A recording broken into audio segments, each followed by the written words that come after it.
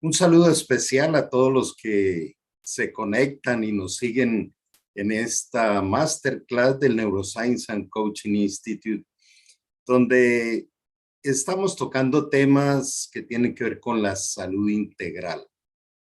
Y hoy estoy muy contento por una invitada muy especial que tenemos.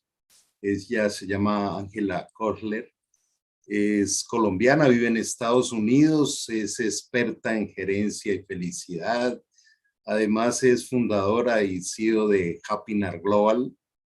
Es psicóloga, ha tenido unos cargos ejecutivos bien importantes en Colombia, en el SENA, en el Ministerio de Educación. Es escritora y ella dice que su misión es servir y transformar vidas, lo cual a mí me conmueve mucho porque también es lo que me ha apasionado. Entonces vamos a darle la bienvenida a Ángela para que puedas compartirnos todo aquello que has desarrollado. Bienvenida. Gracias, Carlos. Gracias a todo el equipo también de este importante espacio. Y bueno, bendecida de estar aquí con ustedes, con la audiencia, con quienes nos van a ver en directo. Gracias, Patricia, que llevo por aquí, que se está conectando, y también a las personas que nos van a ver en diferido. Gracias por darnos lo más valioso que tienen, que es su tiempo. María Emma también conectada. Gracias, María Emma. Qué bueno. Eh, Quisiera comenzar nuestro conversatorio de hoy preguntándote cómo una psicóloga termina apasionada por esto de la escritura y dónde nace Happiness Global, que ha sido de crecimiento tan vertiginoso en tan corto tiempo y con un volumen interesante de expertos. Cuéntanos un poquito. Qué lindo compartir la historia con tu audiencia, Carlos, y es que yo hace 5 años creía que tenía todo: un buen cargo, dinero, un estatus, una posición. Yo trabajé durante 20 años en el sector público, 17 años en una entidad que se llama el Servicio Nacional de Aprendizaje SENA, que es la institución de formación de técnicos y tecnólogos más grande del país. Y después de ser la directora de allí, me ofrecen un cargo en el Ministerio de Educación y me traslado a la capital de Colombia, en Bogotá. Así que en menos de 40 años yo había conseguido lo que seguramente a muchas personas les cuesta muchísimo tiempo, y era una estabilidad laboral, tener también una parte financiera muy sólida, un respaldo financiero muy sólido, pero más allá de eso era el ego, un poco el ego, tener gente a tu servicio, tener esa posibilidad de estar a ese nivel. Pero un buen día, Carlos, yo me di cuenta que algo no estaba funcionando bien con mi cuerpo. Yo era una persona que me levantaba a las 3:30 de la mañana cada día, trabajaba de lunes a sábado y domingos también en la mañana, si había oportunidad.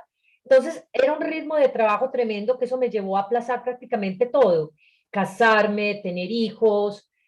Y un buen día, yo que soy una mujer que tiene tantas ideas y es tan creativa, me paro frente al computador, me siento y estoy frente a la pantalla del computador y no se me ocurre ni una sola idea.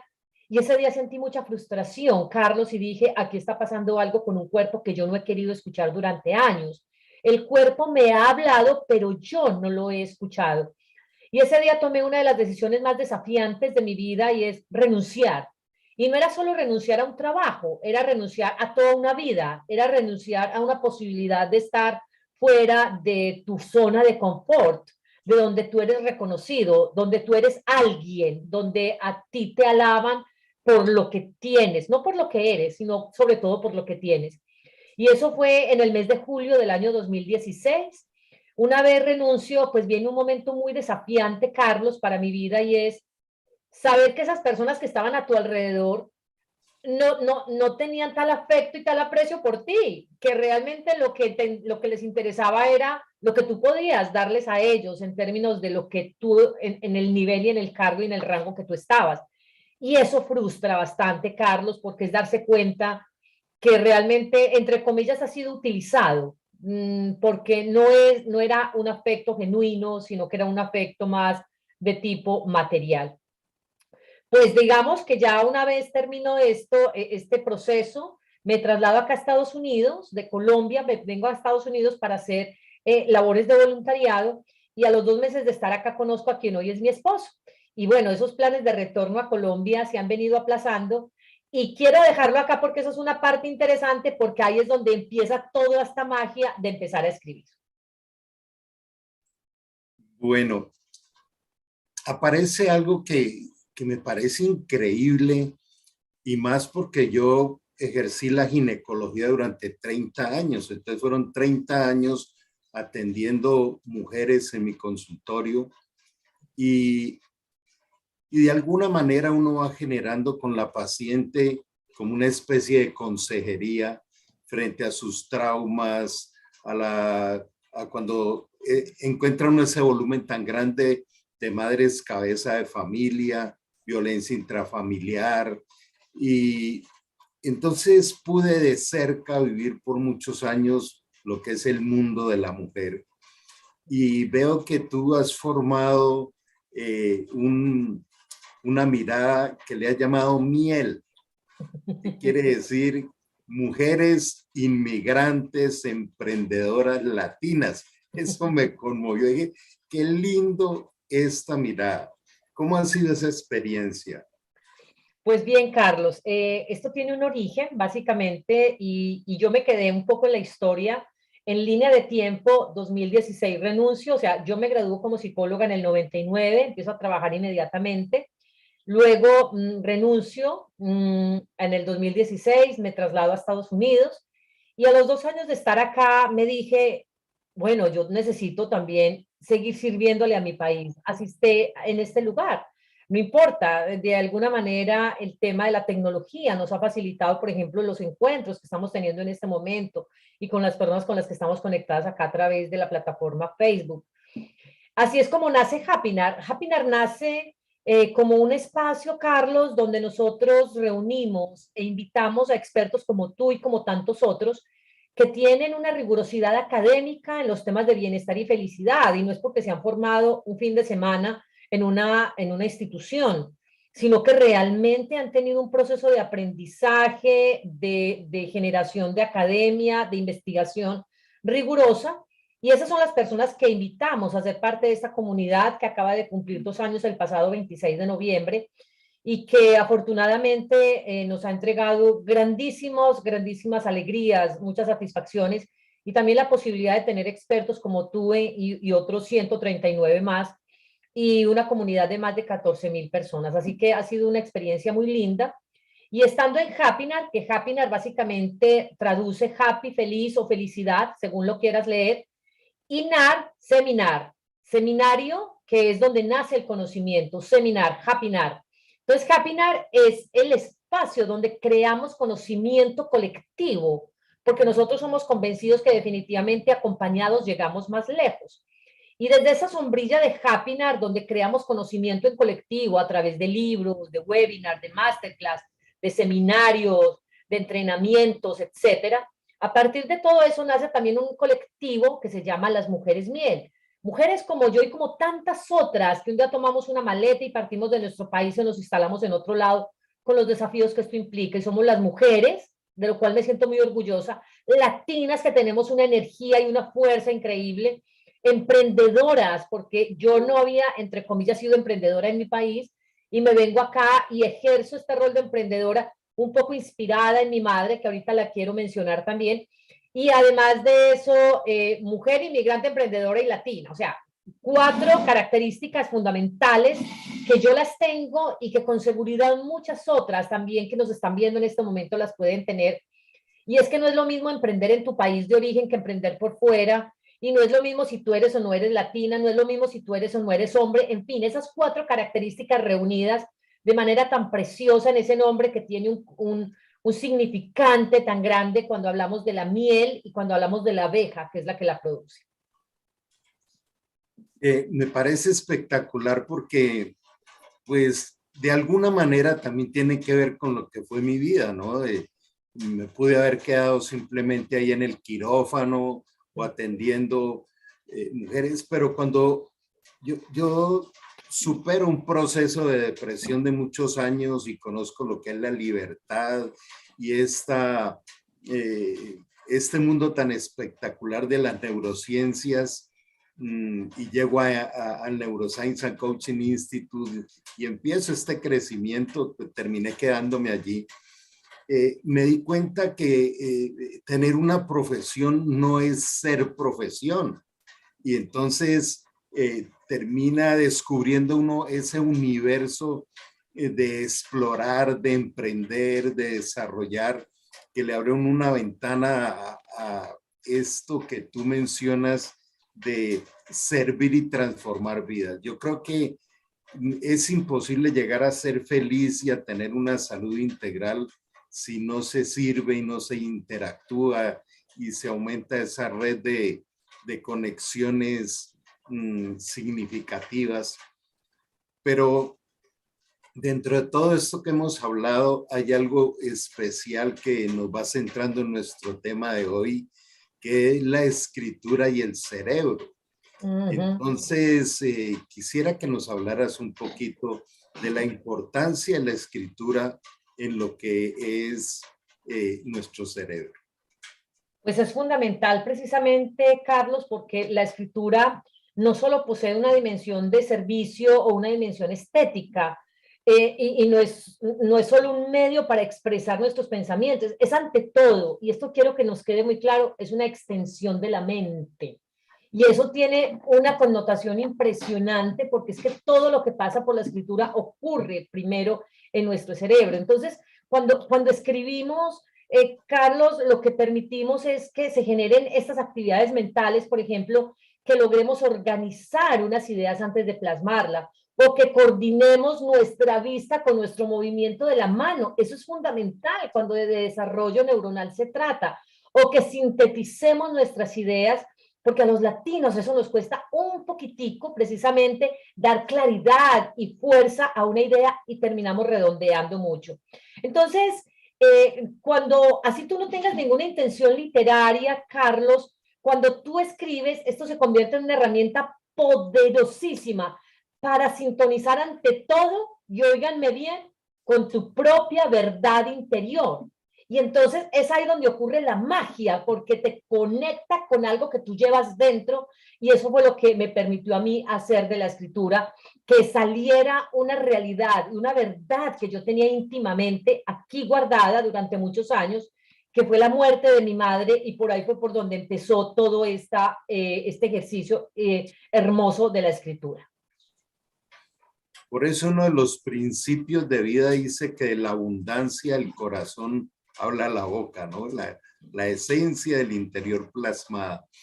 Pero estamos enfrentando algo que los científicos, sobre todo en las neurociencias, están viendo unos cambios físicos, psicológicos y otra serie de cosas en los nativos digitales, porque la escritura manual, aquellos que nos tocó ir y aprender a escribir las vocales, etcétera, esto potenciaba mucho, digamos, el desarrollo de la inteligencia, las funciones cognitivas, y de alguna manera al plasmar esto, pues activaba recuerdos, personas, sitios, pero esto se ha trasladado al mundo digital. En esta experiencia que has tenido tan especial, ¿cómo encontraríamos el valor de una y los, digamos, las dificultades que se puedan tener con el otro mundo en el que han nacido, sobre todo las generaciones actuales? Las generaciones actuales, llamadas generación millennial o centennial, inclusive, que son generaciones que ya están haciendo parte de nuestro tejido empresarial, además, y que por supuesto nos están enfrentando a una realidad que quizás teníamos olvidada, y es una realidad, por ejemplo, de la conservación del medio ambiente, de la naturaleza y del cuidado por los animales. A ellos les agradecemos ese énfasis que nos han venido dando, pero definitivamente sí es importante reconocer que es una generación que ha estado un poco dispersa en términos de lo que son algunas actividades que nosotros desarrollábamos, como la generación Y o la generación Z, y es ese solo acto de escribir. ese solo acto de escribir, porque eso potencia una cantidad de elementos en nuestro cerebro. Entonces, quisiera simplemente compartirles como algunos de esos elementos claves que pudiéramos nosotros considerar cuando estamos escribiendo. Y aquí invitamos también a estas nuevas generaciones para que se integren a este ejercicio de la escritura, que definitivamente va acompañado también de un ejercicio tecnológico. Es decir, no tienes que dejar la tecnología si de escribir se trata, puedes combinar perfectamente los dos. ¿Por qué escribir? Preguntará a alguien, o sea, Ángela, pero ¿por qué escribir? Mire, lo primero es que la palabra en sí misma y la escritura es liberadora. Nosotros vivimos presos de muchos tipos de emociones y de muchas situaciones que nos han ocurrido en nuestra vida. Vivimos presos de miedo, de rabia, de odio, de temores, de angustias, de no saber qué va a pasar en el futuro, de ansiedades.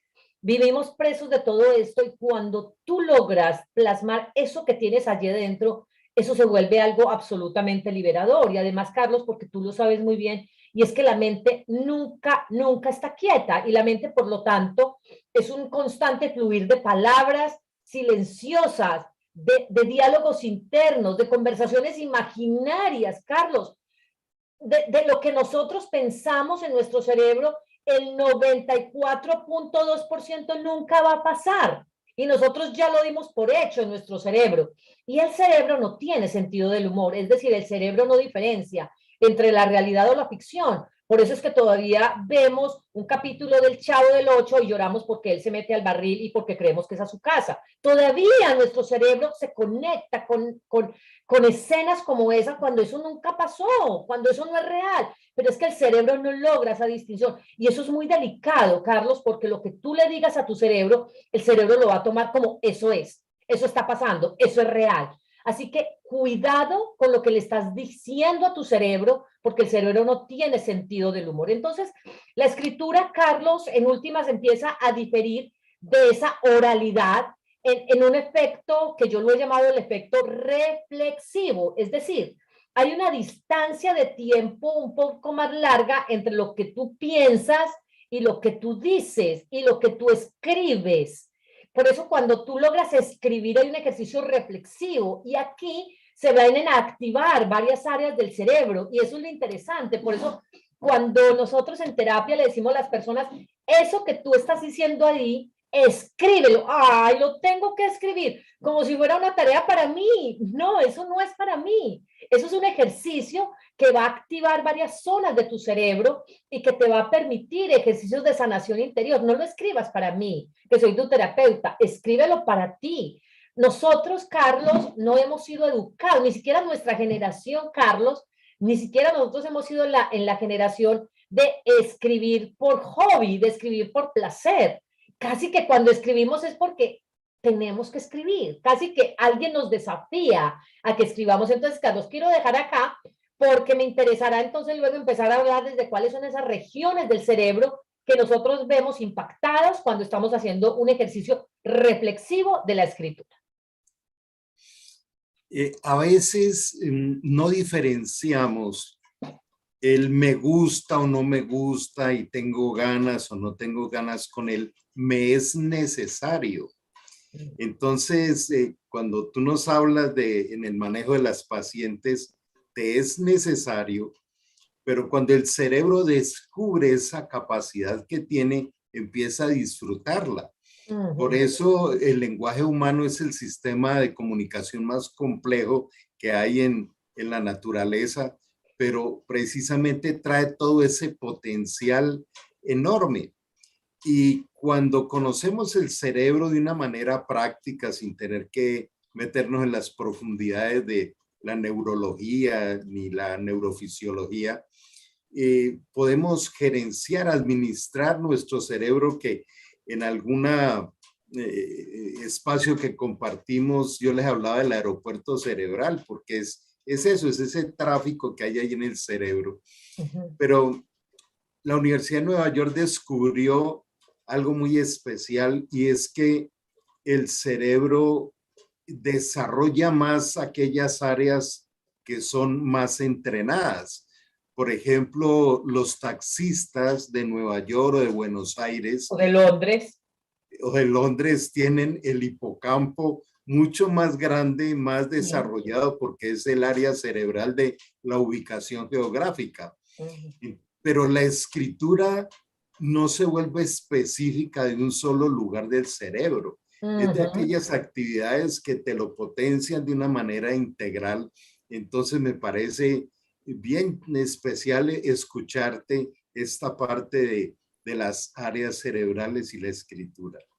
Claro que sí, Carlos. Y para eso inclusive voy a usar mi maqueta, que la tengo acá, del cerebro. Aprovechemos que lo tengo acá. Este es un cerebro duplicado, es decir, a escala por 2 de un cerebro humano. Es decir, está duplicado por 2, pero me permite explicar qué es lo que pasa en nuestro cerebro cuando hacemos actos de escritura. Entonces, nosotros tenemos 4 lóbulos. Vamos a mirar en cada lóbulo cómo se activa nuestro cerebro cuando hacemos actos conscientes de escritura. Entonces, lo primero, ¿por dónde empezamos siempre? Por el lóbulo frontal. Y esto tiene toda una lógica y es muy especial. ¿Por qué se llama frontal? No se les va a olvidar porque está al frente. Frontal, está al frente. Aquí está. El lóbulo frontal es este que ustedes están viendo acá y tenemos lóbulo frontal izquierdo y lóbulo frontal derecho. Entonces, ¿qué pasa en el lóbulo frontal cuando hacemos ejercicios de escritura? Esta es la zona del cerebro, Carlos, que está bajo nuestra frente, acá mismo, que se ocupa básicamente de procesos mentales superiores, como qué, como el entendimiento, el razonamiento, la abstracción. Además, esta parte del cerebro tan especial tiene la capacidad de planificar la atención, la secuencia lógica de ideas, que eso es lo que nosotros hacemos cuando escribimos. Por eso cuando escribimos nos devolvemos para mirar si esa idea está bien escrita y no solamente para mí es comprensible, sino también para otras personas. Pero además, esta área del cerebro llamada el lóbulo frontal tiene relación con el lenguaje, como por ejemplo cuando le asignamos significados a las palabras. Si yo te digo a ti mesa, tú estás pensando en una mesa, inmediatamente se vino la imagen a tu mente. Cuando yo te digo a ti cerebro, nosotros seguramente no hemos visto un cerebro. Es decir, quienes no están directamente vinculados al mundo de la neurociencia, pero si yo te digo cerebro, automáticamente pueden tener una imagen similar a esta, ¿sí? Es decir, si yo te digo árbol, tú inmediatamente pensaste en la imagen del árbol. ¿Saben qué posibilitó esto? Este pedacito de acá. Este hermoso pedacito de cerebro que nosotros necesitamos tanto, que es la parte racional. Pero además, Carlos, esta parte del cerebro llamada lóbulo frontal regula la motricidad fina, los movimientos de la mano y los dedos. ¿Y cuánta falta hace hoy, Carlos, regular esa motricidad fina en virtud de que las clases de estética que seguramente tú y yo recibíamos en el colegio de pronto ya se han ido agotando? Entonces, aquí les hablo de un primer elemento que es este lóbulo frontal y si quieres, Carlos, pasamos al siguiente. ¿Te parece? Sí, claro, claro que Muy sí. bien. Entonces tenemos por acá el lóbulo temporal, que está aquí por este ladito, y ese lóbulo temporal básicamente se encarga de analizar y se encarga también de procesar todos los estímulos acústicos que proceden del exterior. Imagínense qué tan interesante. Y es la zona que controla el lenguaje hablado y almacena la memoria a corto plazo. A corto plazo, mire, nosotros necesitamos memoria a corto, a mediano y a largo plazo. Y eso no significa que esté mal, está bien, porque el cerebro no puede retener tanta información y tiene que ser selectivo. ¿Qué viene a corto plazo, qué viene a mediano plazo y qué viene a largo plazo? Seguramente si yo te digo qué hiciste tú el 14 de diciembre del año 1985, posiblemente no recuerdes. Pero si yo te digo que hiciste el día de tu cumpleaños número 20, posiblemente allí tu cerebro se conecta automáticamente. Entonces, el cerebro es una máquina perfecta. Entonces, el cerebro occipital, el lóbulo occipital, temporal, está por este ladito. Nos vamos ya para el lóbulo parietal, que está aquí en la parte superior, que es el órgano encargado de coordinar el óculo manual. Entonces, cuando tú escribes, tú tienes que hacer un movimiento también del ojo. Mire qué tan interesante, tantas áreas del cerebro que se empiezan a habilitar cuando tú estás haciendo ejercicios de escritura, porque el ojo también está siguiendo la letra. Entonces, cuando tú estás escribiendo, esta coordinación óculo-manual también se va activando. Y hay un trabajo, Carlos, como tú bien lo sabes como médico, que es en equipo entre los ojos y la mano. Entonces, eso que vemos y lo que escribimos. Así también se ocupa este lóbulo parietal que está aquí en la parte superior, de cómo organizamos espacialmente nuestra página. Increíblemente, hasta eso el cerebro lo tiene coordinado. ¿Qué página, qué parte de la página utilizamos, desde dónde y hasta dónde escribo? Es que todo es milimétrico, es que no crean que es que cuando tú escribes, no, pues como es automático, uno cree que no hay ninguna parte del cerebro incluyendo allí. Hay muchas áreas del cerebro, mire, seguramente no se habían dado cuenta que un ejercicio tan sencillo como escribir implicaba tantas activaciones del área del cerebro. Y nos vamos con el lóbulo occipital, que está en esta parte del cerebro. El lóbulo occipital, entonces, es la parte del cerebro que nos ayuda a visualizar, Carlos, a reconocer y a validar algo tan especial que son las letras antes de escribirlas. Increíblemente sabemos que esta es la A, que esta es la E, que esta es la I, que esta es la O y que esta es la U. Ángela, pero eso es obvio. No, señores, eso no es tan obvio. Lo que pasa es que como ya es un ejercicio automático y repetitivo, para ti es muy fácil. Pero piensa que tú le estás enseñando a una persona que vive en otro continente a escribir. Piensa que le estás enseñando a alguien que solamente ha hablado mandarín y le vas a enseñar a hablar español. Imagínese cómo tendría que habilitarse ese lóbulo occipital para que él pueda hacer una conjugación de letras, de consonantes, para que pudiera tener una palabra completa. Entonces no demos por hecho algo que es básico para nosotros, no lo es para todos los demás. Entonces, si quieres, Carlos, aquí estamos hablando de estas regiones del cerebro que son estos 4 lóbulos. Les recuerdo entonces que tenemos básicamente el lóbulo frontal, el lóbulo parietal, el lóbulo temporal y el lóbulo occipital. Acá aprovecho para mostrarles mi maqueta de cerebro que me la dieron de regalo de Navidad y me parece especial inaugurarla hoy con ustedes porque nada mejor y nada más mnemotécnico, Carlos, que uno poder enseñar desde acá mismo. Así que cuando mi esposo me dijo, ¿qué quieres para regalo de Navidad? Le dije, un cerebro de mnemotecnia. Y bueno, aquí lo tengo ya hoy. Pero, Carlos, si quieres, termino ya con otro pedacito cortito y es el tema de las neuronas. ¿Qué pasa también cuando se habilitan esas neuronas? Y es que tenemos un grupo de neuronas. Las neuronas, hagamos de cuenta que son como árboles que están íntimamente conectados entre sí, como si fuera un tallo, una raíz y las ramas. Eso también hace parte de nuestro cerebro y nosotros tenemos alrededor de más de 90.000 millones de neuronas. ¿Ustedes se imaginan la locura de lo que está pasando en nuestro cerebro? Y todas ellas se conectan, entonces hay un grupo de neuronas que intervienen básicamente, solo un grupo que interviene en el acto de escribir. Imagínense qué belleza que hay unas dedicadas al acto de comer, de caminar, de hablar, y hay unas dedicadas solo al acto de escribir, y es lo que se llaman las neuronas piramidales, y están también como parte de nuestro sistema nervioso central. Entonces, Carlos, pues aquí te digo solamente algunas de las áreas del cerebro que se habilitan cuando escribimos. ¿Cómo no le vamos a dedicar tiempo a escribir? No, es apasionante. Por eso es que este campo de las neurociencias aplicadas y el comportamiento transversalizaron todas las actividades del ser humano. Y uno está enseñando algo de neurociencias, de neurocoaching, y todavía siguen apareciendo cosas nuevas, siguen descubriendo. Y lo especial de esto es cómo podemos aplicarlo y llevarlo a nuestra vida cotidiana. Y muy generoso de tu parte estrenar tu modelo de cerebro en esta charla, lo valoro. Gracias. De hecho, Marbella, tan linda, por acá nos está diciendo qué maravilla esta clase, quisiera aprenderme todo. Y dice que quiere un regalo así. Claro, mire, para mí que soy docente, que soy pedagoga, que llevo la educación en mi ADN, tener este tipo de modelos, Carlos, no es lo mismo que yo les diga, imagínense que tenemos 4 lóbulos, a que yo se los enseñe. No, mire, uno está ubicado acá, el otro está aquí, el otro está acá, con colores. Esto evidentemente va generando también una recordación muy especial. Gracias también, Patricia, que nos está diciendo qué buen tema, me encanta, y me suma que ya estoy trabajando en mi primer libro. Patricia, y ya vamos a hablar precisamente de eso, porque me encanta lo que estás haciendo. Marbella nos saluda desde Venezuela y Lucía desde República Dominicana. Mariela Vélez nos dice qué maravilla todo este aprendizaje. Ángela, eres una maestra, gracias. El mejor piropo que alguien me puede dar, ¿sabes cuál es, Carlos? Que me diga maestra. Para mí es lo más hermoso. O sea, gracias, María. Me has dado un regalo y muy lindo que me digan maestra. Para mí es de todo lo que me puedan decir, que me digan eso es el mejor reconocimiento que puedo recibir.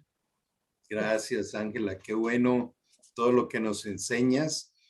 Y pues definitivamente aquí aparece un escenario que es qué tanto se ha rutinizado nuestra vida, donde todos los días nos levantamos en el automático a hacer lo mismo y no le damos la oportunidad al cerebro de poder desarrollar todo el potencial que tiene y ser creativo y ser innovador desde ese cerebro, de esos lóbulos prefrontales que nos hablabas.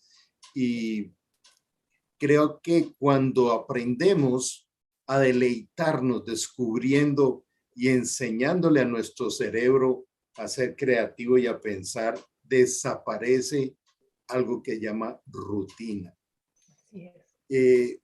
Esa velocidad que hay en el procesamiento de la información en el sistema instintivo emocional es de 125 milisegundos, mientras que cuando se manejan los lóbulos prefrontales estamos hablando de 500. Entonces nos da esa capacidad de enfocar la atención, de poder analizar más las otras cosas y no vivir solo en la reactividad.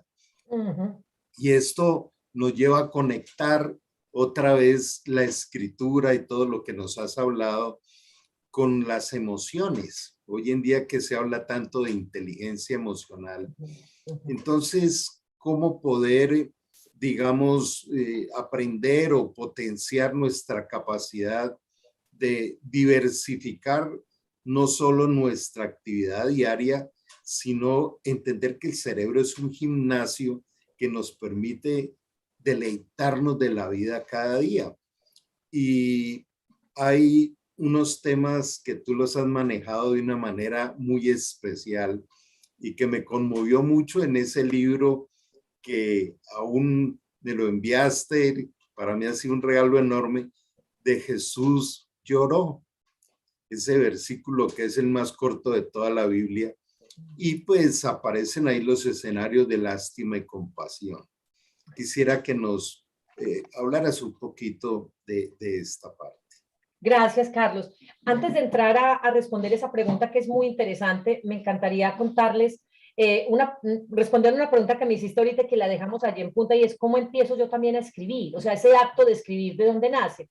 Pues yo ya había hecho algún tipo de escritura académica, que no es lo mismo, o sea, estamos hablando de diferentes áreas del cerebro que se habilitan según el tipo de escritura que tú estás teniendo. Cuando ya estaba en todo ese ejercicio de la fundación de Happiness, me invitan a dar una conferencia sobre el éxito. Y yo dije, bueno, voy a preparar mi conferencia. Eso fue en marzo del año 2020, es decir, el año anterior. Perfecto, di mi conferencia sobre el éxito y allí por primera vez, Carlos, hablé sobre una situación que me ocurrió en mi vida y una situación que mantuve en silencio durante más de 30 años. 30 años, y no sé por qué ese día quise, haciéndole un homenaje a mi madre en esa conferencia, hablar un poquito de ella, pero normalmente no, nunca lo hacía. De hecho, creo que mucha gente que me conocía antes, por primera vez escuchó ese relato. Y es que cuando yo tenía 13 años de edad, mi madre fue asesinada frente a mí. Y esto obviamente no pasa todos los días, y esto no le pasa a todas las personas. Mi madre era una mujer absolutamente emprendedora, una mujer luchadora, una mujer que hablaba por los demás y literalmente dio la vida por los demás, porque ella prefería eso a ver injusticias. Y entonces 13 años y esta niña que piensa que todo eso fue un juego de su mente cuando ve que 4 disparos impactan en la humanidad de su madre y ella tenía 13 años, estoy hablando de mí, yo no podía creer que eso estaba pasando y mi madre muere en ese instante. Cuando yo la tomo en los brazos y veo sangre, yo digo, ¿esto es real? ¿De verdad esto es real? Y a partir de ese momento empieza una situación de vida de cargar, y lo digo literalmente, cargar con ese recuerdo, con esa imagen que es imborrable. Esto ocurrió un 15 de diciembre de 1988 a las 8:05 de la noche, en un pequeño pueblo donde yo vivía en Sonsón. Y cuando yo hablé de esa historia, a grandes rasgos en esa conferencia, me escribe Arturo, el editor, que luego se convierte en mi mentor y editor, y me dice, Ángela, a ti todavía te duele hablar de esa situación. Es más, yo hace un año no podía hablar de eso porque yo empezaba, o sea, mi emocionalidad se venía a flor de piel. Y me dijo, Ángela, tú tienes que sanar. Y yo le dije, Arturo, eso llevo haciendo hace muchos años, pero finalmente lo que yo hice fue callar. Y dijo, no, Ángela, al contrario, tú tienes que sacar. Y por eso empecé hablándoles de esa liberación que implica escribir. Y ahí fue donde me dediqué a escribir este primer libro. Más por la insistencia de Arturo que porque yo lo quisiera hacer. Entonces Arturo me dijo, Ángela, quiero que escribas qué pasó aquella noche. Y yo, no, no, Arturo, por favor, no me pidas eso porque es dolorosísimo para mí. Digo, precisamente por eso, porque es doloroso. Es como cuando tú vas donde el odontólogo y te encuentra una caries y que tú le digas, no me haga muy fuerte, hágame lo que pueda. No, hasta que no le saque la caries, yo no le puedo volver a poner a tapar la muelita. O sea, permítame que lleguemos hasta el fondo para poder sacar todo lo que hay allí, pues porque si yo le pongo encima, la tapo, pues sigue la caries ahí adentro. Entonces, eso llevado a nuestra vida era lo mismo. Entonces Arturo me llamaba y me insistía, Ángela, tú tienes que sanar, permíteme, yo te ayudo a sanar desde la escritura. Yo ya he escrito 8 libros y yo sé lo que es esto. Y yo, es que yo nunca he escrito desde esta categoría de escritura. Digo, yo te enseño. Y entonces recuerdo que un domingo, perdón, más por quitármelo de encima, dije, bueno, le voy a hacer un audio y voy a hablarle sobre lo que pasó aquella noche del 16 de diciembre de 1988. Y empiezo a hablarle en el audio y esta mujer a llorar yo. Y lloré, y lloré, y lloré, y a sacar, y a sacar, y a sacar. Y por primera vez hablé con tanto nivel de detalle, Carlos, de lo que pasó aquel día. Y se lo mandé a él y le dije, listo, ya no me molestes más, es eso lo que pasó, si eso sirve para escribir. Ese mismo domingo, eran las 4 de la tarde, a los 10 minutos me respondió, 10 minutos duraba el audio, o sea, yo se lo mandé e inmediatamente lo escuchó. Me dijo, Ángela, está muy bien, vamos en el 5%. Y yo, ¿el 5%? Pero yo no tengo más que decir. Y dijo, claro que sí, tienes mucho más que decir y ahora te vas a dedicar de manera disciplinada a escribir. Y yo les quiero enseñar, no lo tenía como parte de esto, pero quiero mostrárselos. Y es que ese libro yo lo hice a mano. Después yo empecé a transcribir todo. Miren, este es mi primer libro. Aquí está. Es este. Ustedes lo pueden ver. Aquí hay una señal. Todo esto es mi primer libro. Y a mí me encanta el hecho de escribir. Toda esta es mi letra. No es la letra más linda, pero es mi letra y yo lo hice en manuscrito. Y así fue como nació este primer libro que habla de un tema muy lindo y es cómo alcanzamos el éxito conectando con 5X, que es la existencia, la exigencia, la excelencia, la experiencia y lo extraordinario. Y empiezo por la existencia, Carlos, porque cuando tú tienes vida, tú ya eres exitoso, ya no lo busques en otro lado, o sea, ya. Se lo dice una persona que estuvo a ese nivel de lo que la sociedad cataloga como éxito. Mi madre se levantó un día, 16 de diciembre, y ella no sabía que nunca más iba a volver a acostarse. El éxito es que hoy estés vivo, que respires, que hayas podido usar tus piernas, que tengas unos ojos para ver, que tengas unas manos para abrazar. Ese es el éxito. No lo busques en otro lado, no está. Está ahí certifica de ti. Este libro, ella es mi madre, esta es la imagen de mi madre, una mujer en trascendencia, una mujer iluminada, y quise hacerle un homenaje a ella y también a mis sobrinos que no tuvieron el privilegio de conocerla para que supieran quién era ella. Y por eso en las primeras hojas hablo de cómo fueron sus 24 últimas horas de vida, porque yo tuve el privilegio de estar con ella. Y es un libro sanador. Mire, hoy puedo hablar de esto y míreme cómo estoy hablando, como una experiencia de mi vida, como algo que agradezco que haya ocurrido porque hoy me enseñó y porque puedo ser quizás inspiración para otras personas. Y así nace, Carlos, ese ejercicio de escribir, del cual ya empecé en octubre del año pasado, no, empecé en septiembre del año pasado y hoy ya llevo 5 libros. Imagínense. Ahorita hablamos de Jesús lloró. Muy lindo esto que nos compartes, es conmovedor. En el programa pasado que estábamos con María Emma y nos habla de toda su historia de vida también, hablándonos del perdón. Esto fue un gran impacto. Entonces, creo que cada uno de nosotros tenemos una riqueza enorme en la historia que hemos vivido, pero no mirándola desde el papel de víctima, sino desde una realidad que también nos vuelve resilientes y nos proyecta a construir futuro. Así es. Y esa diferencia entre el dolor y el sufrimiento crónico, aparece este escenario que nos presentas hoy muy sanador, muy revelador, muy confrontarme con mi realidad, y algo que me ha gustado mucho compartir precisamente del legado de Jesús es que peleamos para que este mundo se vuelva justo, para que no nos pase nada, para que la excelencia de la vida sea el estar tranquilo. Y resulta que el diseño de la vida es todo lo contrario, es poder atravesar tormentas y salir potenciado de ellas.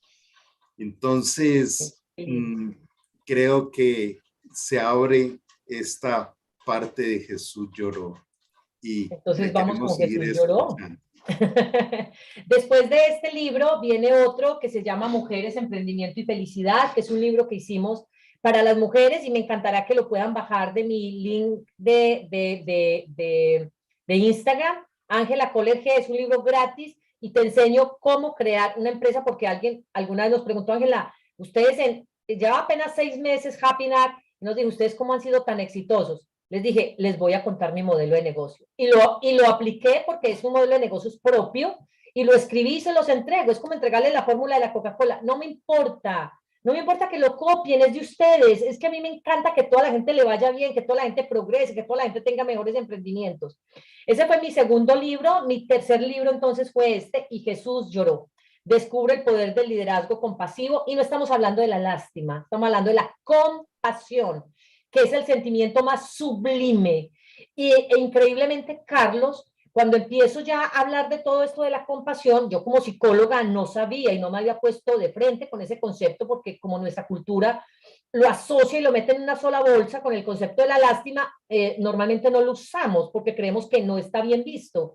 Pero al contrario, es un concepto maravilloso y me di cuenta que varias empresas de acá de Estados Unidos lo utilizan con mucha frecuencia. La red de profesionales más grande que es LinkedIn o LinkedIn, Facebook, YouTube, perdón, Google, también lo utilizan como parte de su estrategia de negocios, el modelo de liderazgo compasivo. Lo que pasa es que ellos no dicen el cómo, ellos solamente dicen que lo aplican, pero no hay un cómo. Aquí les digo el cómo.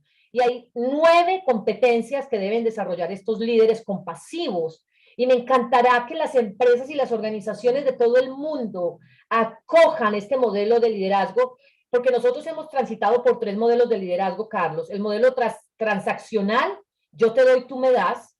El modelo transformador, ese se usó hace unos 60, 70 años. El modelo transformador, que es donde estamos hoy, donde aparece todo el modelo de coaching y demás para transformar al ser humano, pero nos quedó corto. Nos vamos hacia el modelo de trascendencia. Y este no es un libro de religión. Cuando hablo acá de Jesús, hablo de un líder de trascendencia. Trascendió tanto que después de 2000 años seguimos hablando de él. Imagínense cómo ha trascendido. Si no hubiera trascendido, hoy no haría parte de nuestro lenguaje cotidiano. Trasciende, como trasciende Gandhi, como trasciende la Madre Teresa de Calcuta, como trasciende Juan Pablo II. Tantos líderes que hemos tenido que han trascendido. Ese es el modelo de liderazgo al que hoy están convocadas todas las organizaciones. Y entonces me dio por hacer esto, Carlos, y es la compasión ante todo tiene su lógica en la acción. Cuando tú dices, me conmueve el dolor del otro, me conmueve, me mueve a. No es simplemente la empatía es, ay, tú sufres, bueno, chao. No, la compasión es, tú sufres, ¿qué puedo hacer por ti? Tú sufres, ¿cómo te puedo ayudar? Tú sufres, dime yo en qué te puedo colaborar. Esa es la compasión, no es simplemente la empatía. Aquí tenemos que ir un paso más adelante. Y aquí en uno de los capítulos, esto tiene 10 capítulos, en uno de los capítulos hablo de la neurociencia de la compasión. ¿Qué pasa en nuestro cerebro cuando hacemos actos compasivos? Es que esto no sale de la nada. Todo pasa por acá, todo pasa por el cerebro.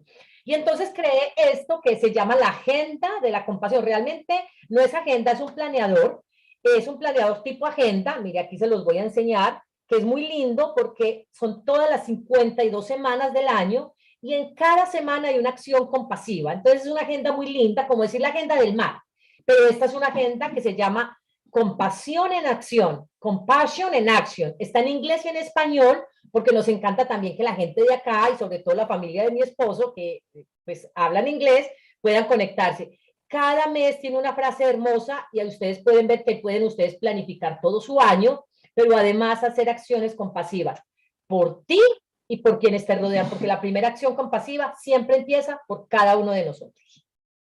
Y este es mi nuevo hijo que llegó el viernes y estoy muy feliz, Carlos. Bueno, mira cómo nos motivas, ¿no? A ser creadores, innovadores. Y de pronto para las personas que nos están compartiendo en este espacio o que en diferido lo van a ver, yo les dejaría una pregunta y es, ¿cuándo vas a descubrir todo el potencial que traes desde esos 3.000 millones de códigos genéticos que se expresan de una manera original e irrepetible en cada ser humano?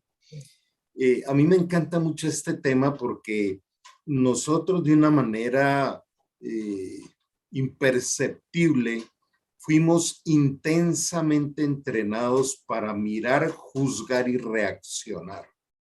Ese ha sido todo el tiempo, estamos juzgando y reaccionando, pero todo esto que nos compartes y nos enseñas y que se potencia con las neurociencias, nos lleva es a contemplar, comprender y ayudar desde el amor. Entonces, el cambio integral que tiene esto de mirar, juzgar y reaccionar por el contemplar, comprender y servir, nos transforma a nosotros desde lo físico, fisiológico, psicológico y espiritual y social. O sea, es una transformación totalmente integrativa que nos abre una ventana a mirar la vida de otra forma, de otra manera tan especial. Totalmente, Carlos, totalmente. Sí, Adelante. no, compártenos, ¿qué nos vas a agregar? Te quería agregar, Carlos, que después de que nosotros, y me refiero a nosotros por María Emma, que estuvo aquí hace 8 días, y mi persona, que hemos escrito nuestros libros, alguien nos invitó a que hiciéramos una formación en escribir para sanar o sanar desde la escritura. Y la hicimos este año porque somos un centro de formación certificada por la Red Global de Mentores. Hicimos una formación tan hermosa porque además hablamos desde esa sanación a partir de las 5 heridas de infancia: el rechazo, el abandono, la humillación, la traición y la injusticia. Y ver los rostros de estas personas como se iban transformando en la medida en que iban escribiendo. Así que nos encantará también dejarle la invitación abierta para quienes quieran entrar en ese programa de formación. Abrimos nuestro segundo grupo en el mes de febrero. Escribir es sanador, absolutamente sanador, y los testimonios de estas personas que estuvieron con nosotros en este primer grupo se los podrán decir. Es absolutamente sanador todo lo que ellas hicieron, y gracias al ejercicio de la escritura reconocieron cuál era su herida de infancia y a partir de allí tomaron acción. Total, esto es transformador. Cuando yo empiezo también en una historia de vida de 47 años de depresión, con 2 intentos de suicidio, a buscarle una salida a mi vida. Y ahorita yo llevo un par de décadas tratando de escribir hasta que me llegó Ángela y María Emma y ahora me metieron en el cuento de escribir.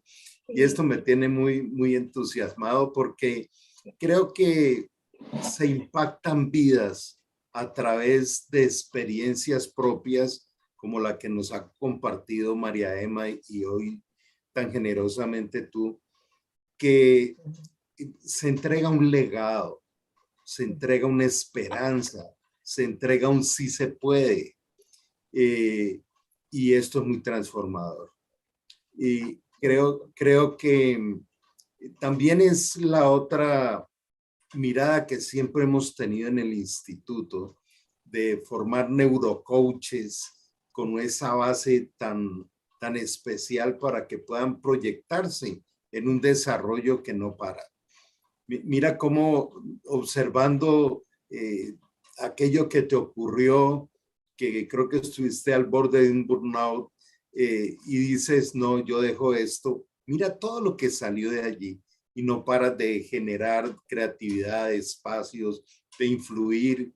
Y, y algo que también me parece increíble es cómo, lo hablábamos antes de iniciar este conversatorio, traer tantos expertos a hablar de específicamente de este tema de escribir, transformar y de encontrar la felicidad. Está servido para todo ser humano. No necesitamos enfocar el éxito desde los títulos, desde lo que poseo. Eh, hay algo que se han llamado las 5P falsas del éxito, ¿no? Que es el poder, la posición, el prestigio, el placer y la prosperidad. La plata. Por eso la prosperidad, la plata, ¿no? Nada que ver. Y tomaban algunas de mis charlas a la Madre Teresa de Calcuta de cómo ella viaja por la vida sin ninguna de esas P y al contrario, aparecen después de haber logrado el éxito. Entonces, esto es una riqueza en un lenguaje tan entendible, en un lenguaje servido a todos que me parece que ha sido muy, muy especial. Gracias, Carlos. Me Nos permite quedan, que sí, tenemos unos sigue, mensajitos aquí tan lindos que me encantará también conectar con la audiencia que tan amablemente nos están claro, regalando su claro que tiempo. sí. Gracias a María que dice, Ángela, tu actuar como docente es con tanta pasión que te hace grande y por eso valoro mucho tu entrega. La verdad, el tema de la pasión y que se nos sienta, Carlos, lo que estamos haciendo, que no es por una obligación, que no es porque, ay, tengo que estar acá, no. Qué lindo estar acá con Carlos, qué hermoso, porque es que, Carlos, este puede ser el último minuto de mi vida y de tu vida y de los que están acá. Valorémoslo. Es el último. Es que nos vamos a acostar y no sabemos si vamos a levantar con vida. Entonces, qué lindo que este minuto que tenemos acá, que es lo único que tenemos, lo vivamos con tanta pasión. Gracias, Patricia, también me dice que gracias por abrir el corazón. María Emma aquí poniendo mensajitos diciendo que este libro es maravilloso. A Laura Baccarini, ay, hasta Argentina, te mando mi abrazo. Gracias, María Emma, que hemos construido tantas cosas una al lado de la otra. Marbella dice, guau, Ángela, qué impacto tu relato, gracias por compartirlo. Y no lo hago desde la victimización, lo hago ante todo para que sepamos que ante situaciones dolorosas, difíciles, desafiantes, que todos tenemos, todos, no nos podemos quedar aquí abajo. La única opción que tenemos es ponernos de pie y seguir. Dice Lucía, potente compartir. María Vélez dice, wow, felicitaciones, mil gracias por este regalo de vida que comparte. Lo ratifico, eres una maestra. Gracias, María, qué mensaje. Cecilia, muchas gracias, Ángela, por tu compartir. Me encanta el concepto de la compasión. Patricia, qué lindo y que sigamos familiarizándonos con ese concepto. Dice que Ángela es una maestra de motivación y María Vélez finalmente nos dice felicitaciones por ese nuevo libro y los que vendrán. Es que vienen otros libros, por ahora ya, hoy terminamos precisamente otro que sale en febrero, del cual seguramente les hablaremos luego, pero bueno, Carlos, imagínense qué lindo es conectar con la gente, con la emoción, con el sentimiento. Me encantan las transmisiones en vivo por esto, porque uno puede conectar con la gente y con la emocionalidad y saber que hay alguien allí que pudiera estar haciendo otra cosa, pero no, está aquí escuchándonos y está aquí aprendiendo de nosotros y nosotros aprendiendo de ellos. Qué maravilla. Nos has motivado muchísimo, Ángela, con este programa. Y un abrazo también a María Emma, que ha sido todavía conmovido con el programa que hicimos, ha sido tan especial. Y quisiera dos cosas. Una, mencionarle a todos que el futuro se construye cada día. No es la suerte, la construimos futuro. Y pedirte en estos 5 minuticos que nos quedan, Ángela, que dejes como unos tips bien claros de cuál es ese primer paso para empezar a escribir desde todo este potencial que nos has hablado hoy. Me encantará que tomes una hoja en blanco, que tomes un lapicero y que escribas una primera palabra y vas a ver hasta dónde te va a conducir esa primera palabra que quieres escribir desde el corazón. Déjate llevar. Mira, no pienses que alguien lo va a leer, simplemente deja fluir. lo que salga de tu alma, de tu corazón, guárdalo en tu intimidad, que sea solo para ti. Cuando uno escribe pensando en que alguien lo va a leer, uno se limita porque uno quiere poner la palabra correcta, que suene bien, que esté estéticamente bonito. No, no, no, no, no. Cuando estamos hablando de escritura sanadora, simplemente escribe, déjate fluir, déjate llevar. Y ojalá que lo hagas en un lugar muy íntimo, muy tuyo, muy para ti, sin interrupciones. Date ese regalo de escribir, porque es un regalo para tu vida. Y que en ese regalo de escribir te responda siempre a esta pregunta, y con esto me los quiero dejar, y es, ¿cuál es el sentido profundo de tu existencia? Porque es imposible que nosotros, que somos una experiencia espiritual en un cuerpo material, lleguemos a esta vida a pasar de puntitas esperando llegar a salvo a la muerte. No, esto tiene que ser ante todo una experiencia para vivir la compasión. Compasión todos los días, cada minuto, cada segundo. Por eso respóndete cuál es el sentido profundo de tu existencia. Y cuando te respondas eso, ten cuidado, que no lo respondas por aquello que alguien te puede quitar, un título, un cargo, un rango. Ahí no está el sentido profundo de tu existencia. Siempre defínete por algo que nadie te va a quitar. Yo me defino en una sola palabra, soy una mujer de servicio. Y eso nadie me lo quitará, ni ahora ni nunca. Entonces, Carlos, los dejamos simplemente con esa reflexión, invitarlos a que nos sigan en nuestras redes sociales, que entren a Happynar, www.happynar.com. Si María Emma está por allí, nos puedes poner en la página web, nos encantará. Qué rico tenerlos de pronto el otro año en esa formación de escribir para sanar. Esa formación es hermosa, y que también accedan a este planeador que es de verdad, fueron muchos meses de trabajo para que quedara impecable como ustedes lo ven. Está en Amazon, y en Colombia llegará la última semana, o la tercera o cuarta semana de diciembre, llegará ya físicamente a Colombia por si lo quieren tener. Gracias, Ángela. No sabes cuánto valoramos todo lo que nos has transmitido en este corto tiempo, y sé que no será la última vez que te vamos a invitar. Hay mucho por compartir, por interactuar. Y también quisiera desde el Neuroscience and Coaching Institute dejarles un saludo y entender que el capacitarse en neurocoaching y en neurociencias no es para científicos. Esto es para cada ser humano, para cada persona, donde está toda esta riqueza de todas las herramientas que hemos hablado. Entonces, un abrazo a todos. Ángela, te deseamos lo mejor con todo tu equipo, y bueno, seguiremos interactuando. De verdad que ha Gracias. sido un tiempo muy especial. Gracias. Aquí les estaba escribiendo en el chat la página web, el Instagram, para que también sigamos en contacto. Y Patricia dice, el concepto de escribir para sanar es un concepto ganador. Gracias a todos ustedes que se conectaron, porque esto tiene sentido, Carlos, si ellos están. Así que a ti, gracias a toda la comunidad de neurocoaching acá en Estados Unidos, el ANC, a todos ustedes, Dios les pague de verdad por facilitarnos el aprendizaje que nos han dado a través de leerlos en estos mensajes, porque cuando los leemos aprendemos muchísimo de ustedes. Digamos que eso es como la parte bonita de todo esto que hacemos, ¿no te parece? Y bueno, también a Luis, Gaviria, un abrazo muy grande donde nos esté viendo. Si nos ven directo o en diferido, un abrazo grande, y gracias por transformar la humanidad de la manera como lo haces. Gracias, Ángela. Un abrazo a todos y nos vemos en el próximo programa. Chao, chao. Gracias. Chao, mil gracias.